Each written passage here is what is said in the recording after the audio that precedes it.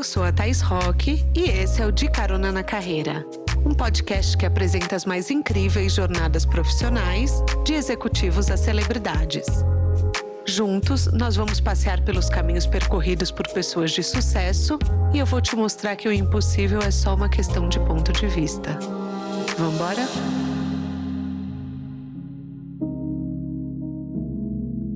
Desde muito cedo, Dília Costa aprendeu que o público tem opinião sobre tudo. Cabelo, corpo, jeito, escolhas. E mesmo assim ela escolheu se expor. Não por vaidade, mas por verdade. Atriz, cineasta, apresentadora do podcast Pé no Sofá, colunista da plataforma Meu Ritual, Dília vem construindo uma carreira onde vulnerabilidade não é fraqueza, e sim coragem. Hoje a gente vai falar sobre autenticidade, sobre se permitir sentir e sobre encontrar o próprio caminho num mundo que insiste em dizer quem a gente deve ser. Apertem os cintos que a estrada da Dília já começou. Dília, seja bem-vinda ao De Carona na Carreira. Quer dar um oi para os nossos caroneiros? Oi, caroneiros! Gente, é assim, eu fui dar uma palestra com a Dília, convidei ela na cara de pau. Falei, não, quero você lá no podcast, entendeu? Eu amei. Quero contar essa história porque você é uma comunicadora nata. Você se expressa com potência, todo mundo sabe que você está no ambiente quando você chega. Já te falaram isso, né? Não sei, eu acho que tem dificuldade em internalizar os elogios, mas vou aceitar. Então se prepara, porque hoje eu vou... Estudei você muito. Ai, que medo, meu Deus. Vamos lá. Podres também. Você nasceu cercada de arte. Muito pequena você começou no teatro. Você já quis ser outra coisa profissionalmente? Quando eu era bem criança, eu falava que eu queria ser veterinária. Ah, é? Bem criancinha, eu tenho umas fotos minhas em algumas clínicas veterinárias, assim, mas eu desmaio tirando sangue. Não dá. Não é pra mim, é porque eu amo bicho, aí eu achava que ia dar match, mas... Mas você sempre encarou a arte como uma possibilidade de carreira ou era uma válvula de escape? Não, acho que pra mim era mais real ser uma carreira, porque eu tinha exemplos em casa, né, isso. Tinha o meu pai, a minha mãe, depois o meu padrasto. Então, acho que para mim era uma possibilidade mais real ver a arte como economia. Você pegou algum trabalho quando criança ainda? Com 12 anos eu 12, eu estrei no teatro, teatro profissional, né? Antes eu fazia aula, e aí com 12 anos eu fiz a minha primeira peça profissional em cartaz. Você foi pro tablado, né? Fui pro tablado com 11, e aí 12 estrei na primeira peça profissional, que eu fiquei em cartaz, que aí eu comecei a fazer meu dinheiro. Era Rei Leão. Rei Leão, exatamente. E aí comecei a fazer meu dinheiro, fiz 2 ou 3 peças profissionais, e aí com 15 anos entrei em Malhação. Então, assim, trabalhar desde cedo nunca foi folga, você sempre dividiu o trabalho com os estudos. Em algum momento, você foi exigida, por exemplo, assim, você não pode mais se você for mal na escola, você foi obrigada a se performar muito bem para poder trabalhar? A minha mãe, ela sempre tem uma cabeça muito moderna, assim. Então, para ela, matemática, química, física nunca foi a prioridade, mas sim o meu caráter. Então, ela falava, eu nunca fui a pessoa... Eu era uma aluna mediana, assim, tirava 7, 8. Mas em matemática, química e física era normalmente abaixo de 7. Era o meu calcanhar de Aquiles. 7 tá ótimo. Pois é. Era o meu calcanhar. 7, assim, pra mim, já é uma nota 10, entendeu? Então, quando eu não ia tão bem nessas matérias, minha mãe nunca brigou, assim, eu que me cobrava muito. Eu lembro, uma vez eu zerei uma prova de matemática, tirei 0,5. Sacanagem, né? Por que ele não deu 0 logo? É mais humilhante, o e-mail. 0,5. Aí, eu fiquei muito mal, chorei muito, muito. E a minha mãe, por que você tá se cobrando tanto? É uma nota. Qual o pior que pode acontecer? Eu falei, eu repeti de ano. Ela, e aí? É o fim do mundo? Minha mãe é muito calma, então ela sempre foi essa pessoa, e pra ela é isso, assim, o caráter, quem eu sou na minha vida, sempre falou muito mais alto do que uma nota, sabe? Eu acho que sua mãe sempre foi realista de que muitas coisas a gente nem usa, né? Exato. Então eu acho que esse ponto é muito importante. Você sabe que eu tenho uma filha que se cobra muito também. E ela, assim, ela tem uma ansiedade, ela tem 8 anos, uma ansiedade num nível 1 milhão. E ela tem pesadelo em véspera de prova, sabe? E é uma coisa que eu vejo muito na sua narrativa, que você tenta balancear a razão e a emoção. Muito. Apesar de que você se definir que seu mapa astrológico é pura água, você tenta balancear. Você acha que às vezes essa emoção acima da razão é um desafio diário? Com certeza. Eu brinco que o meu lado racional é minha mãe. De tanto que eu não tenho, de tanto que me falta. O meu lado, eu sou muito emoção, tanto que eu trago isso até pra minha carreira, sabe? Então, a minha vida profissional tá muito interligada com a minha vida pessoal. E aí é algo até que já foi debatido com uma equipe internamente. Mas você não pode trazer tanto. Gente, mas faz parte, é quem eu sou. Eu não consigo separar o meu profissional do meu pessoal, sabe? Uma coisa tá ligada à outra, não são duas Júlias. Tá tudo interligado. Então, eu tenho muita dificuldade nesse lado racional em tudo na vida, com amizade, desde relações até no trabalho, assim. Mas exige muita coragem se expor do jeito que você se expõe. Porque eu sei que é a sua verdade e você não consegue ser diferente. Mas, por exemplo, eu botei uma meta que em 2026 eu quero fazer teatro para ser tão espontânea nas câmeras quanto eu sou na vida real. Sim. Porque existe uma chavinha que a gente vira e você parece que você não tem. Você não desliga. Você é sempre 100% natural. Eu tô errada? Eu acho que não. Eu acho que realmente, assim, é muito... Talvez eu tenha uma máscara, vamos dizer assim, uma personagem, quando eu tô me relacionando amorosamente, talvez. Tá. E aí mais por traumas, por questões pessoais. Mas realmente, assim, né, eu sou muito e eu tenho muita dificuldade quando eu tenho que... Porque às vezes a gente tem que performar. Uhum. A gente trabalha muito no social, né? Sim. O nosso trabalho é muito social e da troca, do interativo. Então, nem sempre eu vou me dar tão bem com as pessoas que estão ali ao meu redor. E às vezes a gente precisa performar. Então, eu tenho muita dificuldade, muita. E quem convive comigo fala, cara, disfarça essa cara. Uhum. Porque eu sou aquela que vai estar aqui assim. A pessoa, sabe? Uhum. Então, é bom e é ruim. É bom e é ruim, mas eu acho que isso também você não acha que é muito o que atrai a sua comunidade? Uhum. Sabe que quando você me chamou, eu fiquei surpresa, né? Eu falei, é claro que eu vou. Uhum. Só eu falei pra você, falei, claro que eu vou. Você... Não, vamos contar, porque ela falou, eu e minha mãe, eu falei, não, você. Daí... eu falei, não, porque eu falei, posso ir com a minha mãe, só que minha mãe agora tá com a novela, vai ser difícil conciliar, porque tá super difícil data, né? Porque com a novela fica mais a Globo como prioridade. Então vai ser super difícil. Aí você falou, não, mas eu quero só você. Eu falei, ué, então eu vou qualquer dia. Uhum. Voltei de viagem ontem, já tô aqui. E eu fiquei super nervosa, tava super nervosa. Quando começa a dar um... Porque não é engraçado, quando eu vou falar sobre corpo, sobre alimentação, sobre essas questões que eu falo muito, assim, estética, autoestima, eu acho que eu tenho muito domínio, muita vivência. Então eu falo muito, consumo muito, sabe? Então eu falo muito bem. Uhum. Particularmente... Não, vamos chegar nesse ponto, eu prometo. Tá.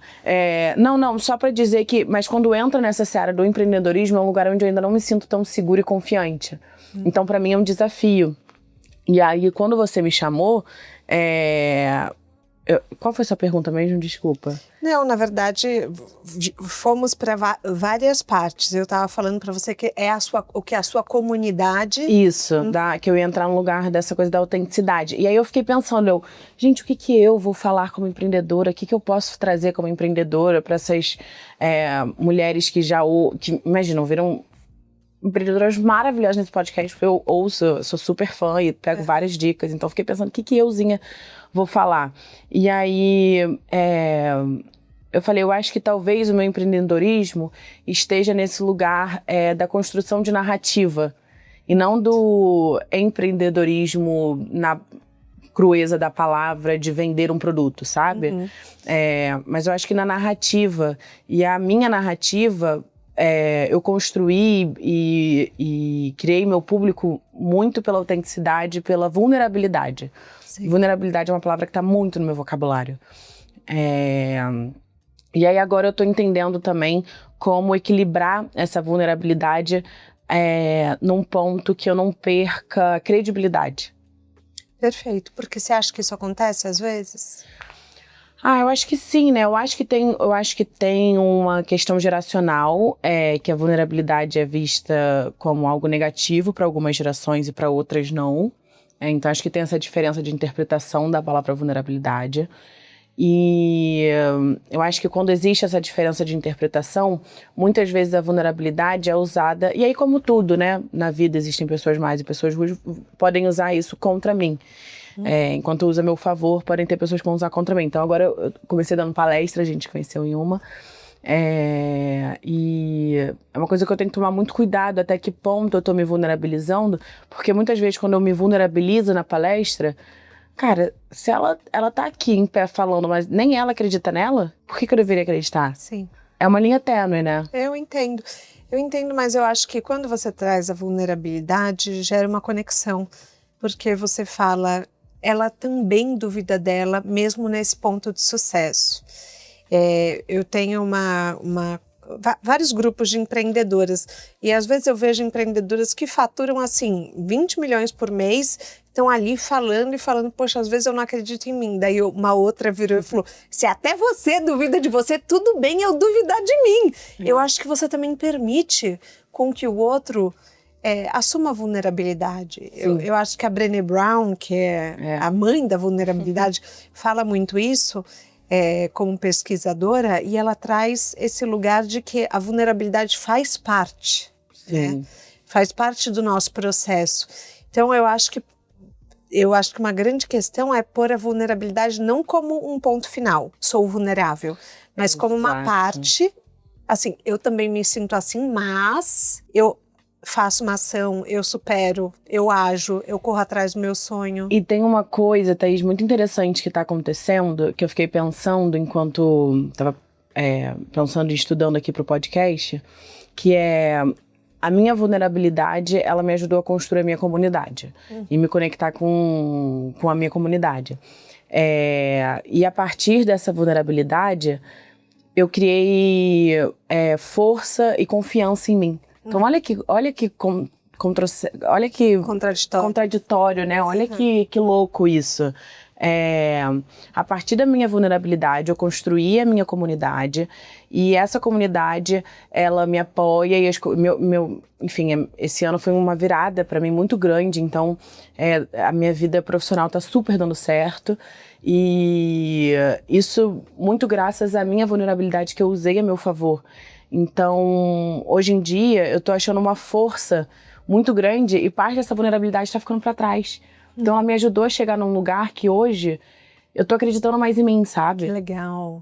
Olha que construção isso é muito bonita. Legal. Sim, e eu acho que é isso. Eu acho que também as pessoas vendo a sua evolução, porque muitas vezes a gente não acredita na nossa capacidade de evoluir.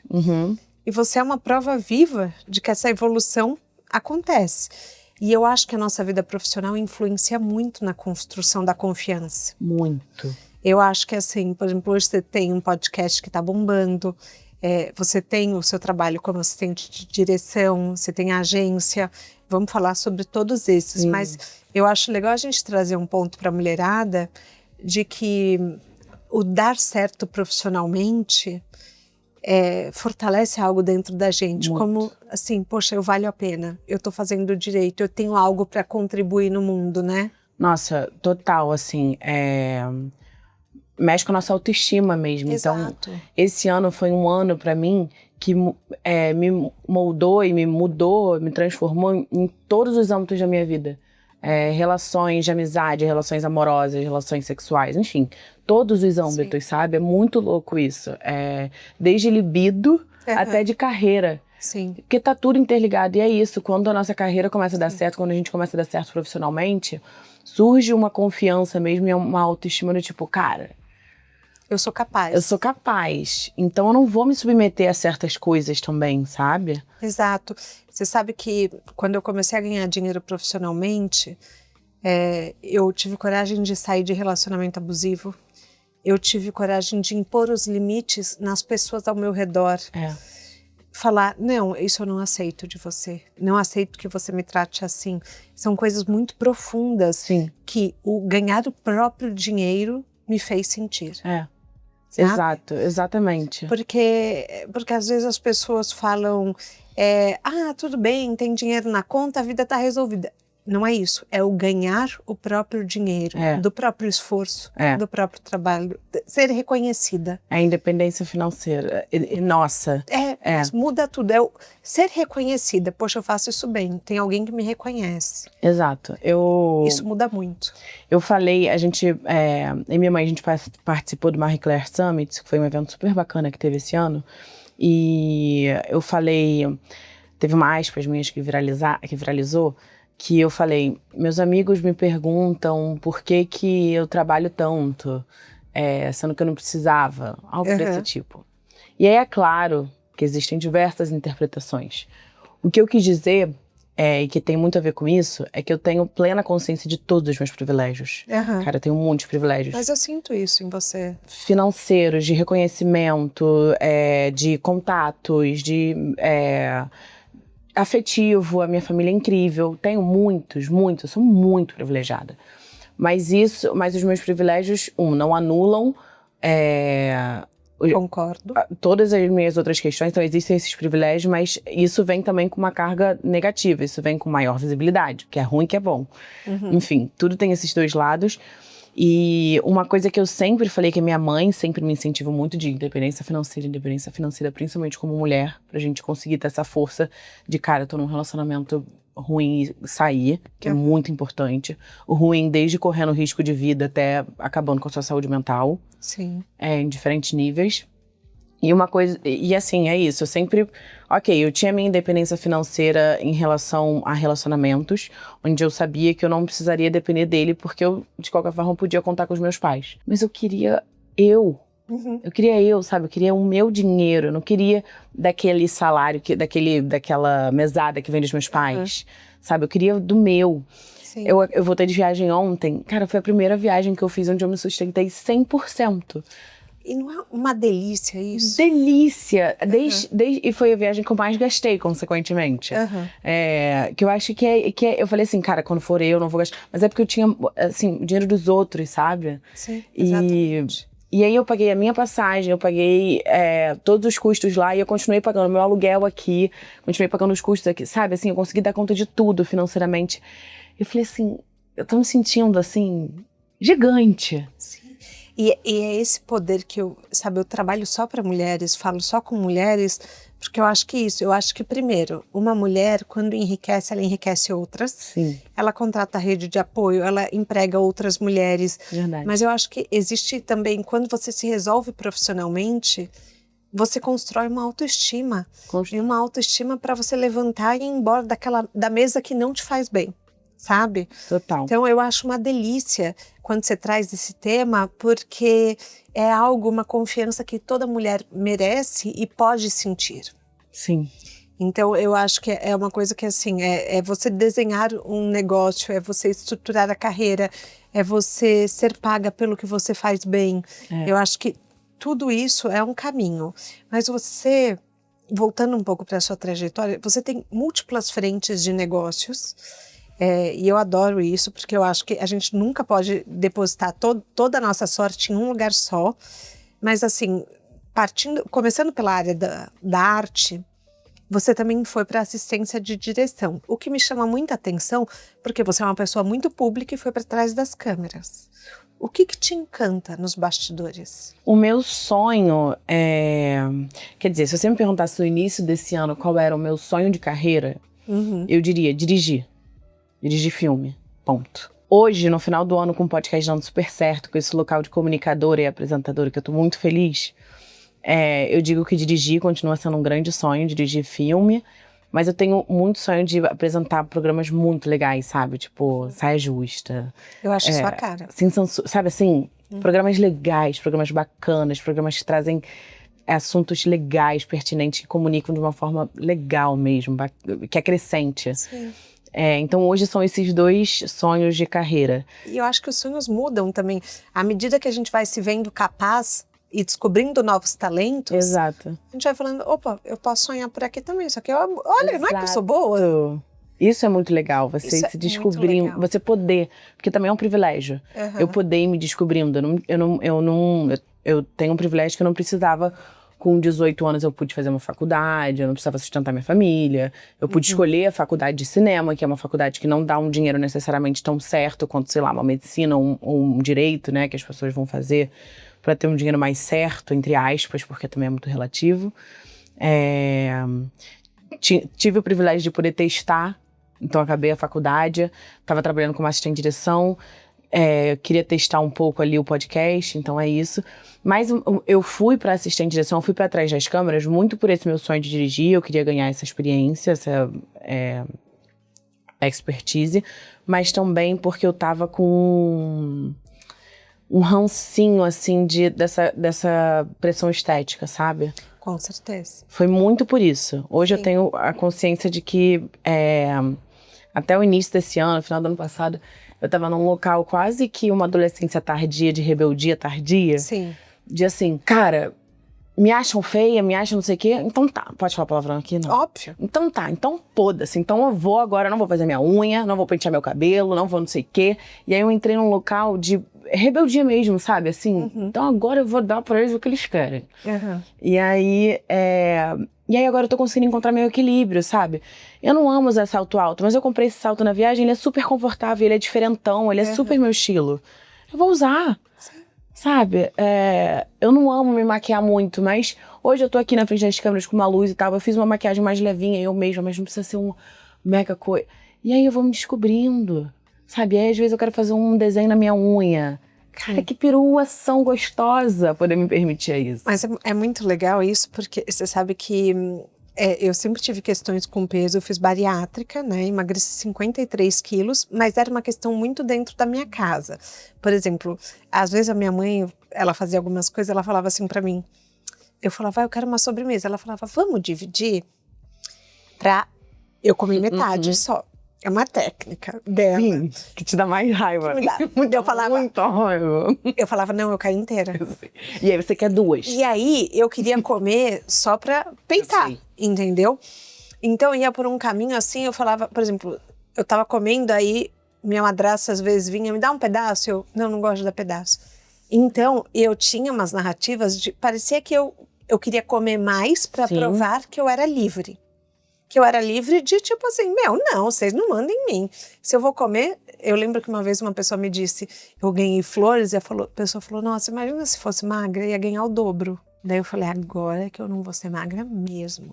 Então, e é um posicionamento, só que é muito louco, porque a gente fortalece cada vez mais o outro. É muito doido. Quando a gente fala, talvez não faça sentido pra quem não passa por isso e tá ouvindo a gente. Exatamente. Mas quem passa por algo parecido, eu acho que vai conseguir entender. Porque de fato não faz sentido. Porque as pessoas falam, mas não faz sentido nenhum. Não faz. Não faz. Mas é a nossa mente botando a gente em ciladas, né?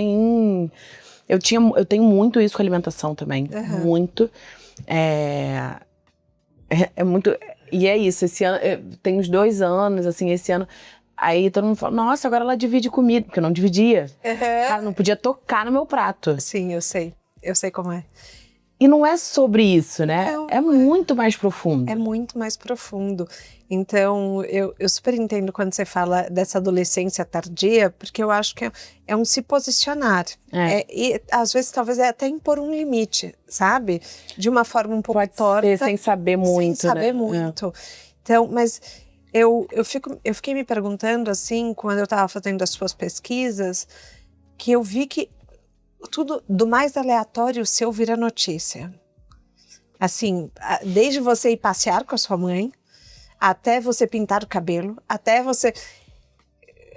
Como é isso? Eu sei que você não sabe ser diferente, que sempre foi assim. Eu sei que você nasceu assim. Mas como é ser vigiada? Pois é, então, eu não sei como é ser diferente, como você falou. Mas eu posso dizer que... Ao mesmo tempo que é um privilégio, de novo, é chato pra caceta também. Eu imagino. Tem um que eu amo, eu sempre dou esse exemplo que eu amo esse exemplo. Eu postei um story claramente de ironia, falando assim, gente, esqueçam tudo. agora eu sou uma adulta super independente. Eu acabei de trocar a lâmpada da minha casa. Uhum. Assim, é claro que eu tô de ironia, sabe? Uma coisa básica, mas assim, falei assim, gente, eu sou muito foda. Eu troquei a lâmpada da minha casa.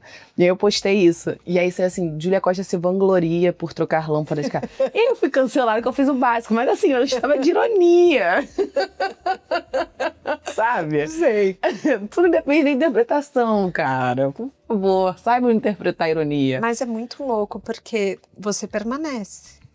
Porque ao mesmo tempo tem tanta gente legal. É isso, eu fiz o vídeo antes de viajar que super viralizou falando dessa coisa da alimentação, dos meus transtornos alimentares e que uma mulher foi, na melhor das intenções e na inocência, eu sei disso, achar que estava me elogiando, falar como eu tinha emagrecido. E, a gente não se comenta sobre o corpo do outro. Não. E 2, emagrecer não é elogio. Uhum. Sabe? A magreza não pode estar associada a um elogio, a magreza algo positivo necessariamente. Sim. E aí eu fui falar sobre isso e teve uma repercussão muito grande. Teve uma repercussão muito ruim, teve muita gente ruim. E aí as pessoas são maldosas, né? Aí você acredita que as pessoas iam nas minhas redes? Aí eu falo assim, gente, não se comenta, não fala, não. Aí as pessoas iam nas minhas redes assim, passando só pra dizer como você tá magra. Tipo assim, só pra incomodar, cara. Tipo, jura? Você não tem uma loucinha pra lavar em casa? Criança, gente. E assim, cara, vai na maldade, sabe? Não tem, enfim. Tinha isso. Eu rio porque é uma coisa tão infantil. Tão absurda. É tão absurda. Tem isso, mas também eu recebi uma enxurrada de comentário e ainda recebo, que ainda tá repercutindo, de gente falando, cara, sim, meu Deus, eu achava que era só eu. Ou, por exemplo, quando a gente tá falando dessa rebeldia que você se identifica, que eu me identifico com você, provavelmente tem alguém ouvindo falando, caramba, eu também passo por isso, então será que é por isso? Sabe, assim, porque eu até os meus 22 anos, 21 anos, eu não sabia que eu tinha bulimia, Thaís. E eu sou uma menina, mulher já, ai, droga, cresci. Super informada, sabe? Eu estudei em boas escolas, eu tive acesso a boas informações, eu tive acesso a bons professores, eu tive acesso a jornais, revistas, enfim. Super privilegiada e bem informada, e eu não sabia que eu tinha bulimia. Porque a gente não fala como deveria falar sobre isso. Eu acho que toda vez que surgem esses assuntos mais sérios, como relacionamento abusivo, que eu também falo, ou como transtorno alimentar, enfim, essas questões mais sérias, surge como, vamos falar sobre isso, agora é um tabu. E não deve ser um tabu, deve ser um assunto do nosso dia a dia, com a seriedade que deve ser tratada, mas entrando no nosso cotidiano, sabe, pra atingir mesmo, pra gente conseguir acessar as pessoas. Eu acho que hoje a gente já evoluiu muito em relação a questões alimentares, porque antes o que eu sinto, eu tenho 38, né? Antes o que eu sinto é que as pessoas já achavam que eu não tinha vergonha na cara. Então era um sentimento, então as pessoas não entendiam que era uma compulsão, você comer, Sim, assim... é uma doença. Você tá ali comendo e falar, eu sei que às vezes eu comia, aí eu chorava. Sim. E eu falava, cara, eu não queria ter comido. E daí eu lembro até meu ex-marido falava, mas então por que comeu? E eu falava, eu não consigo não comer, eu não sei te explicar. Então eu acho que hoje as pessoas já sabem que não podem comentar do corpo, pelo menos a grande maioria que está na internet já sabe. Questões alimentares, sim, tem um CID para isso, né? É uma doença. Mas eu acho que às vezes as pessoas ainda vão muito no automático de julgar o outro. Eu acho que é um espaço muito de não olhar para si, julgar o outro e de repente, vamos falar da vida do outro, sim, porque é mais confortável do que olhar para nossa. E tá muito enraizado, né, ainda. E eu acho que a gente sim teve um avanço, mas eu acho que esse ano a gente teve um retrocesso muito grande de novo. Mas você sabe que eu entrevistei a Beta Boechat aqui, e ela me trouxe uma coisa super interessante. Eu falei para ela, eu vejo diversidade e inclusão num retrocesso, e eu vejo várias pautas importantes. E ela falou, tudo é pendular, vai e volta. Ela falou, então veio com muita força, agora voltou, mas já vem de novo. Então eu acho que são épocas, que são períodos, acredito quero acreditar nisso também. Sim, eu acho que agora foi um retrocesso do Mounjaro, sabe? Mas eu acho que daqui a pouco volta novamente a ser pautas importantes. E tem uma diferença que é um retrocesso, mas com consciência. Sim. Então, a gente vive nessa... Voltamos para essa era da ditadura da magreza extrema, não é nem a magreza extrema, mas com a consciência de que isso não é tão legal. E com a consciência de que existe um outro lado.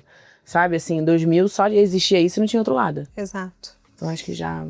eu acho que melhorou, sim. Mas, agora, sim, um medo que as pessoas têm quando elas se posicionam é de ser cancelada. Como que a gente lida com o cancelamento? Eu acho que o cancelamento tá sendo um pouco cancelado. Ah, tá. Eu não sei, é uma opinião minha. Eu acho que as pessoas não são mais canceladas. Tá. Assim... Só lembrando que tudo que eu tô falando aqui, eu tô falando sobre opiniões e não sobre crimes, né? Porque existe opinião. Sim, claro. E existe algo que é... óbvio. Que é... Eu sei que é óbvio, mas precisa ser dito. Precisa ser dito. O óbvio precisa ser dito. Então, assim, você ser homofóbico não é uma opinião, é um crime. Você ser racista não é uma opinião, é um crime. Não tô falando sobre isso, tô falando sobre opiniões. E aí, quando eu falo sobre opiniões, eu acho que o cancelamento tá meio fora de moda, assim, sabe? Porque eu acho que até do cancelamento as pessoas estão conseguindo tirar algo, tirar um proveito. E tem outra coisa, gente, que eu acho que a gente vive uma era de transformação de pensamentos, de tudo, né? Digital, tudo. Não tem como existir uma transformação sem existir uma era de aprendizado. Então a gente está nesse momento de aprendizado, sabe? É lógico que meus avós vão dar algumas bolas fora na forma de se comunicarem. Mas eu falo para eles, se eles estão abertos ao diálogo e à escuta e à mudança, cara, isso é maravilhoso. O problema é aquela pessoa que dá a bola fora, que comete o erro e não se vê errado. Isso é mimimi. Então, eu acho que tem isso, existe diferença entre um erro, nem todo erro é um erro. Eu acho que existem diferenças nos erros, da forma como a pessoa erra e ela encara o seu erro. E eu acho também, isso é outra coisa que eu falo muito, eu acho. Isso tira um pouco a minha credibilidade, né, Thaís? Não me chamou a atenção, mas eu vou ficar de olho. Tá. Daí eu te falo. Já tô tirando uma caixinha aqui, né? A gente vai pegar as minhas dicas de carona na carreira da... Boa, vamos lá. E eu penso, pra tirar o eu acho do meu vocabulário, que a gente não pode ter medo das pessoas. A gente não pode ter medo de dar nossa opinião. As pessoas não podem deixar a gente com medo.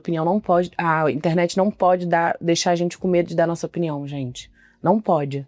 A gente não pode permitir isso, porque... É dar o poder muito na mão do outro. Muito. Né? Eu sei que dá muito medo. Eu tenho crises de pânico, literalmente, com medo da opinião dos outros. Mas a gente não pode, a gente tem que lutar contra isso. Mas você sabe que eu comentei no início que eu queria fazer teatro, né? Eu tô com essa missão de 2026. Adorei isso. Pra trabalhar a minha espontaneidade. Porque eu sinto que eu tenho essa trava. Parece que liga a câmera e parece que sobe num palco... A minha espontaneidade faz assim. E é verdade, eu percebi você no backstage era outra pessoa. Sim. Mais descontraída. Mais descontraída. E eu quero mudar isso. E eu falo, poxa, eu quero ser eu em todos os espaços. E lidar com o medo da rejeição, eu acho que é do ser humano. Eu acho que o ser humano quer pertencer. Lógico. Então eu acho que... outro dia eu perguntei para minha psicóloga, eu falei, como lidar com isso? Ela falou, ao menos que você seja psicopata, ela falou, todo mundo se importa. Então eu entendi, eu acho que é um ato de coragem você levar muitas críticas e voltar a aparecer e continuar com a sua narrativa e continuar sendo uma figura pública, sabe? Eu acho que requer muito mais coragem do que escrever um comentário maldoso. Eu acho que o ato de coragem é continuar se permitindo brilhar, sabe? Você sabe que você falando isso, me vem um insight aqui. Eu me vejo, todo mundo fala que eu sou muito pessimista. Mas de repente, nesse local, eu sou muito otimista, porque eu volto, porque eu acho que as pessoas vão ouvir e vão mudar. Tenho muito essa esperança. Eu falo, não sei se é esperança ou é quase uma incredibilidade em como as pessoas são mais, sabe? Tipo, não é possível, porque ela não entendeu. Se eu explicar, ela vai mudar. Entendi. E eu acho que é uma visão interessante, porque é sempre assim, beleza, vamos nos dar uma nova chance para essa relação, para essa construção, para essa comunidade. E eu gosto disso. Outro lado que você tem profissional agora é o da comunicadora, que está te trazendo muitos frutos. O seu podcast está sendo muito reconhecido também por trazer conversas profundas. Você tem conversas sobre amizade, sobre mãe e filho, sobre relações. Um episódio que eu amei foi o do Nando Reis. Mas assim, o da Camila Frender com a Jana também, para falar de amizade. Mas de tantas conversas profundas, assim, qual aprendizado mais te marcou? Eu não sei qual que mais me marcou, mas esse ano foi um ano, eu tô batendo nessa tecla, mas é porque assim, realmente, de muita transformação pra mim. Eu descobri que, Freud já falava isso, né, a fala cura, falar cura. Mas a fala e a escuta juntas, sabe, curam muito, porque o podcast, por mais que seja o meu trabalho, e é mesmo um lugar profissional, cara, eu vou ouvindo as pessoas, e pessoas tão incríveis que eu recebo, você deve sentir isso também aqui. E aí você vai vendo e você fala, uau, o fulano também pensa assim, então é assim que ela faz, é assim. E talvez o maior aprendizado seja que nem tudo vai ter uma razão necessariamente, sabe? Eu não sei se vai ficar muito abstrato, mas é porque eu tenho muito essa necessidade de, mas por que isso aconteceu? Mas por que isso tá acontecendo? Por que fulano é assim? Porque é. Porque é. Porque somos diferentes. Nem tudo é lógico. Nem tudo é lógico. Sabe? Então, acho que uma coisa que eu tô tirando do podcast é que nem tudo vai ter uma razão. Às vezes as coisas são. E eu não vou entender. Eu acho que a gente tem dificuldade de pensar como o outro faria se a gente não faria igual. Exatamente. Sim. Exato. Eu fico assim, mas gente, eu não... Mas por que ela tá fazendo... Pra mim seria... Mas pra ela não é. Sim. Eu acho que esse lugar da escuta é muito importante. Eu sinto, às vezes eu falo, gente, as pessoas me pagam para ouvir os outros, ouvir histórias incríveis e aprender. Que privilégio estar ouvindo essa história, estar aqui nesse momento. Exato. Eu sinto muito isso, essa relação de gratidão pelo outro, se vulnerabilizar, compartilhar histórias. E assim, e a Family? Qual é esse braço? O que ele faz hoje com você? O que significa na sua vida? Então, a Family é uma agência que os meus pais, quando digo os meus pais, a minha mãe e o Tiano, que é o Otaviano, minha mãe e meu padrasto abriram em 2019. Em 2019. E no início, talvez por uma rebeldia minha, eu tinha 19 anos, ainda estava meio adolescente. Eu falava, não. Eu vou completamente independente, porque eu não quero estar atrelada a vocês, porque senão tudo vai ser porque eu tô aqui por causa dos meus pais, porque eu tô aqui por causa da minha mãe, porque eu cheguei ali por causa da minha mãe, porque eu fiz isso por causa da minha mãe. Então não, eu não vou me atrelar a vocês, eu vou sozinha, eu vou traçar o meu, sem nada, completamente independente. Muito daquilo que a gente tá falando também, dessa rebeldia, tipo, se falam que é isso, então eu vou mostrar o oposto. E assim, a gente não precisa uma necessidade de ficar provando pro outro, sabe? Se o outro quer pensar um negócio, ele vai pensar. Gente. Ele vai pensar. Não adianta. E não adianta negar quem se é. Não adianta. Eu sou muito daquela história, honrar pai e mãe. Assim, muito obrigada pela vida que vocês me deram, mas a minha história, minha narrativa, eu tô construindo aqui. Então, só você sabe a dor e a delícia de estar nesse lugar. Mas, ok, eu não preciso negar vocês para provar que eu sou capaz. Exato. Mas requer muita maturidade isso, e uma confiança grande também isso. E aí eles criaram essa agência em 2019, com o intuito de agenciá-los, de agenciar eles mesmos, né, eles próprios. E aí no início eu não entrei, passamos a pandemia juntos em casa, todo mundo junto. Acho que por um lado foi até bom não ter entrado, porque senão ia ser muita coisa junta. Trabalhar em família é um desafio, né? A pandemia foi, lógico, com todos os nossos privilégios, todo mundo com muita saúde, a gente debaixo de um teto incrível, maravilhoso, não passamos nenhuma dificuldade, meu Deus, obrigada. Mas desafio das relações, né, pessoais que existem também ali, e ficar enfurnado em casa. Então, por um lado foi bom, Mas ano passado, em 2024, eu entrei na agência e agora eu tô sendo agenciada também pela agência Family, pela família. E a gente tem... E aí a gente tem lá dentro produção, a gente tem projetos, a gente tem comercial, a gente tem o pessoal de mídia, de social media. Então, é muito, tá sendo muito interessante, assim, porque é isso, é um lugar onde eu posso me experimentar e me aventurar muito, sabe? Então, tenho muita liberdade. Então, eu tô com um projeto novo, que eu tô tirando do papel e, enfim, sobre viagem, experiências. E eu tô precisando me aventurar e eu tenho um time inteiro pra poder me auxiliar nisso. Cara, isso é muito máximo. Legal. Sim. Isso é muito legal. E é um time muito bacana, sabe? É uma família mesmo, todo o time. Então, enfim, tá sendo muito especial. Eu entrei nesse lugar mais como sendo agenciada, mas eu acho que hoje, indiretamente, eu acabo coordenando também alguns lugares, principalmente do podcast. Claro. Porque aí a Family é isso, tem os braços, tem o braço da minha mãe na novela, que fica ali administrando com a Globo, tem o braço do Tiano com os projetos dele, e tem o braço, por exemplo, do podcast. Então a Family vai administrando todos esses polos, né? E aí, quando entra, por exemplo, num lugar do podcast, é um lugar onde eu já administro muito, ainda mais a minha mãe agora com a novela, onde ela não tem mais tanto tempo pra ficar ali. Então você assume mais as rédeas. Eu acabo assumindo muito mais. E é um lugar onde eu tenho total liberdade, porque é isso, minha mãe fala, a gente confia 100% uma na outra, imagina. Então, o que ela topa, eu topo, o que eu topo, ela topa. Ótimo. Então a gente não precisa até porque a gente já sabe o que funciona, a gente se conhece muito bem, né? A gente sabe o que funciona uma pra outra, a gente não precisa dar consulta ou dar validação uma da outra. O ok dela é o meu ok é o ok dela, sabe? Mas eu acho também, você topar fazer o podcast com ela é muito simbólico nesse lugar de segurança sua. É um espaço que você já se garante. Eu acho isso muito bonito, porque antes talvez aquela Júlia que negou entrar, Sim, talvez não topasse.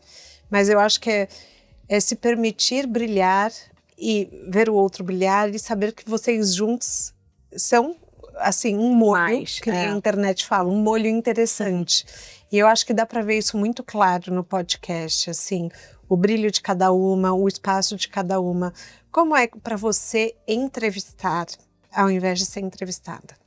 Eu acho que eu prefiro. Você não prefere, não? Eu gosto muito de entrevistar, porque eu gosto muito eu sou uma curiosa, né? Eu também. Então eu vou na onda no meu tricô, entendeu? Eu vou perguntando me fala mais. Exato, eu gosto. Eu sou muito curiosa com o comportamento humano. Eu sou muito curiosa em relação ao ser humano. Isso foi uma coisa que eu percebi muito nessa viagem agora que eu fiz. Eu ia no museu e aí eu via a obra, mas eu ficava mais curiosa em ver a reação das pessoas em relação à obra do que a própria obra. Sim. Na cidade, eu ficava mais curiosa em ver o comportamento das pessoas em relação à cidade do que a própria cidade. E aí eu comecei a perceber, eu falei, gente, eu quero saber do ser humano, eu sou curiosa em relação ao ser humano, é o ser humano que me instiga. Então eu gosto muito de entrevistar e de ir perguntando, a gente deixa sempre o nosso convidado muito à vontade, então falou alguma coisa e depois quer tirar porque existe esse medo do julgamento, enfim, a gente sabe. Fica à vontade. Então, às vezes eu pergunto, olha, desculpa, isso não tá no roteiro, se eu for invadir sua privacidade, depois a gente corta. Mas eu queria saber se isso, assim, porque eu também sou muito curiosa, então acho que eu fico mais confortável entrevistando do que sendo entrevistada. Sim, eu também, sabia? Eu gosto muito, assim, eu acho que as pessoas sempre gostam tem uma lição para nos ensinar. Sabe? E eu tô ali, você fala dessa questão de observar o comportamento dos outros. Eu não sei se você já viu esses instas que contam histórias de pessoas anônimas andando na rua. Tem o Humans of New York, que contam, e você não sabe o nome da pessoa, você não sabe nada, mas ela tem uma história incrível para te contar ali. E eu fico tão passada, eu falo... E ela acha que a história dela é super sem graça, né? Exatamente, mas eu acho que cai num ponto de que a gente está tão acostumado com às vezes com os nossos defeitos, que a gente não percebe o quão incrível a gente pode ser. Sim. Ao menos que um outro reconheça. Isso eu falo muito da importância da family. Para mim, a maior importância da family na minha vida é o olhar externo, é o olhar do outro. Quando eu trabalho sozinha, eu não consigo enxergar meu potencial. Sim. porque eu tô dentro. Quando vem um olhar de fora e fala, Júlia, é muito bom quando você fala disso, disso, disso. Júlia, é na sua vulnerabilidade que você se conecta. Júlia, é na sua honestidade que você se conecta. E isso, quem tem um olhar, são as pessoas que trabalham na Family, na agência. É esse olhar externo que me ajuda a enxergar o meu potencial comercial, econômico, de empreendedorismo, de venda.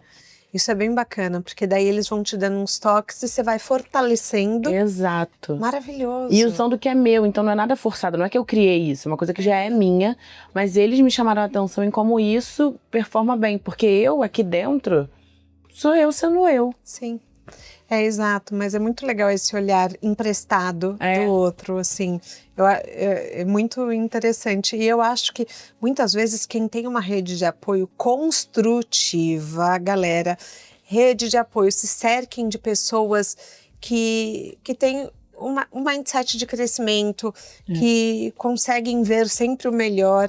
Escute essas pessoas, o que elas falam das suas fortalezas, das suas habilidades. Pergunte, no que eu sou bom?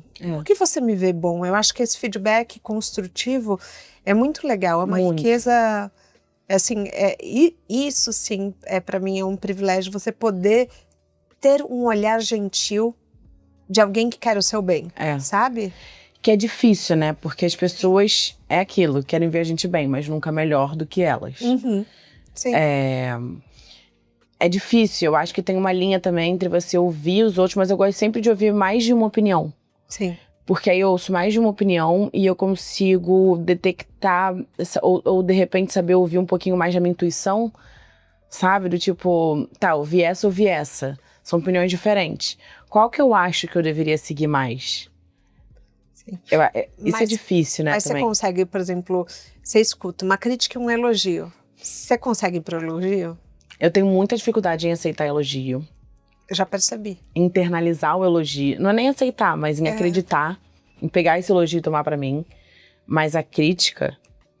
meu amor, a crítica vem fácil. É muito louco isso. É muito louco, porque eu acho que 99% dos seres humanos são assim, tá? Sim. Eu acho que não é um defeito da Júlia ou da Thaís. Eu acho que realmente a gente... Tá se ofende sempre vendo o mais copo mais vazio, né? com a crítica, enfim.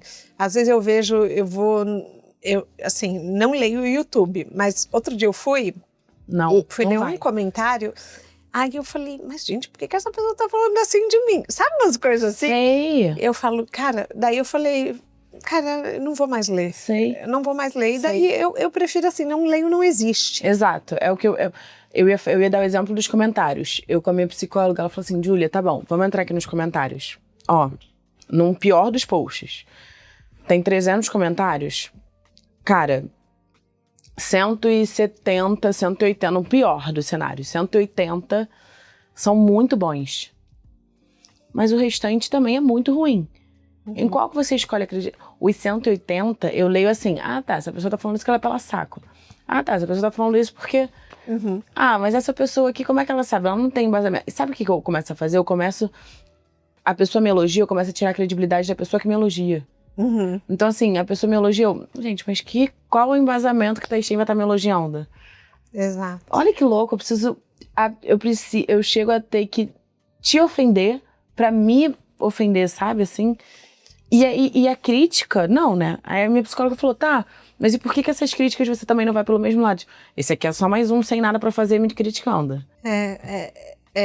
A lente de como a gente se julga é muito cruel. Muito. A gente julga mais a nós mesmos do que o outro. Muito mais. A gente é muito mais gentil com o outro. Por pior que seja o outro. Por isso que eu acho que vale reconhecer o seu ato de coragem de sempre voltar. Porque eu sei que você já teve muitas críticas.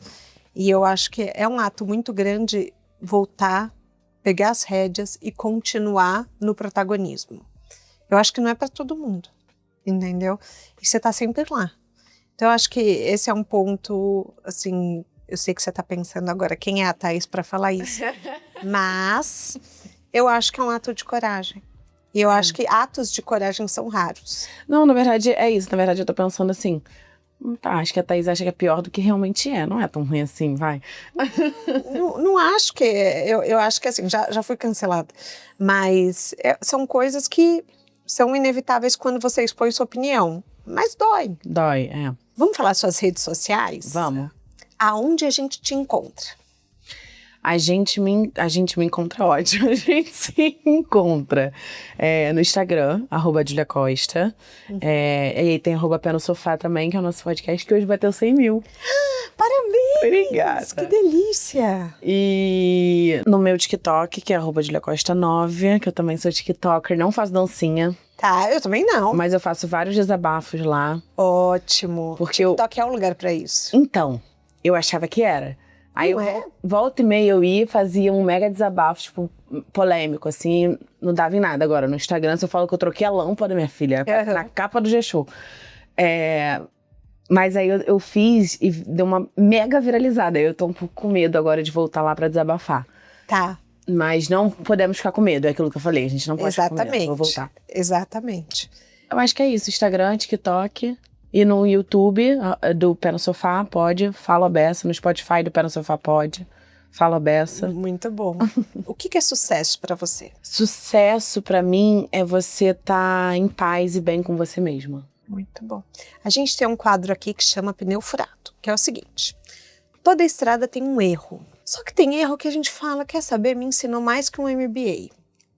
Que erro que na sua trajetória hoje você vê e fala, putz, foi bom que aconteceu? Eu acho que... É que eu não sei se as pessoas vão considerar um erro, mas pra mim foi um desvio de rota, que foi o podcast. Sim. Foi um super desvio de rota. Eu tava indo muito bem como assistente de direção. Eu tinha acabado de fazer o Auto da Comparecida 2, então assim, eu tava fazendo projetos grandes, trabalhando direto na Conspiração, que é uma mega produtora. Tava crescendo, e são coisas que não... São duas funções que não dão pra se conciliarem entre si, sabe? Não dá pra conciliar assistente de direção com outro trabalho. Então eu tive que deixar de lado. Uhum. E quando veio essa oportunidade de podcast, eu falei assim, vou fazer aqui agora essa primeira temporada, mas depois eu vou continuar como assistente de direção. E esse desvio de rota, a estrada era muito maior, não tinha retorno. Uhum. O retorno eu não encontrei até agora. Sim. E talvez não tenha. E talvez não tenha. E foi maravilhoso, tá sendo maravilhoso. Muito bom. Na sua mala de viagem, um livro, um filme e um documentário. Um livro, Prateleira do Amor. Nunca li. Da Valesca Zanella. Não, nunca li. Muito bom. Muito bom? Vou ler. Bom, muito bom. Essa teoria dela é maravilhosa. Vale pesquisar ela também no YouTube, no Spotify, que ela fala super bem dessa teoria. Volta e meia eu releio e acho alguma coisinha que eu não tinha pego, sabe? Acho que a Prateleira do Amor hoje seria esse livro, mas amanhã, se você me perguntasse, já iam ser outras respostas, tá? Tá. Documentário... Acho que documentário seria algum sobre meio ambiente, de repente. Eu sou muito ligada, né, às causas ambientais, e é algo que sempre me comove muito. Uhum. Então, de repente, eu gosto muito dessa... Seaspiracy e Cowspiracy que eles fizeram, né? Os dois. Uhum. Da Netflix. Gosto muito do que o Leonardo DiCaprio fez também. Que agora eu perdi o nome. E filme, Forrest Gump. Boa. Gosto muito. Eu amo também A Vida é Bela. E Frances Ha. Nunca vi. Sabe a Greta Gerwig, que hoje é diretora? Uhum. Ela era atriz. Ela começou como atriz. Ela é minha grande inspiração como diretora. Tá. E ela começou como atriz, e ela nesse filme é a protagonista. Muito fofo esse filme. A gente chega ao fim da nossa carona. E aí, o que você achou? Foi bem pra você? Acho que foi. O que você achou? Amei. Eu amei estar aqui. Espero que eu tenha acrescentado. Muito obrigada. Obrigada foi a muito você. bom. Obrigada. O De Carona na Carreira tem a consultoria de conteúdo da Beatriz Fiorotto, a produção de José Newton Fonseca, a sonoplastia e edição do Felipe Dantas e a identidade visual do João Maganin. Todas as dicas que a gente abordou aqui, todas as dicas, tá tudo no descritivo do podcast. Bora lá no Instagram falar mais sobre o episódio de hoje? A gente volta na próxima semana com mais um De Carona na Carreira. Beijo grande. Abalamos,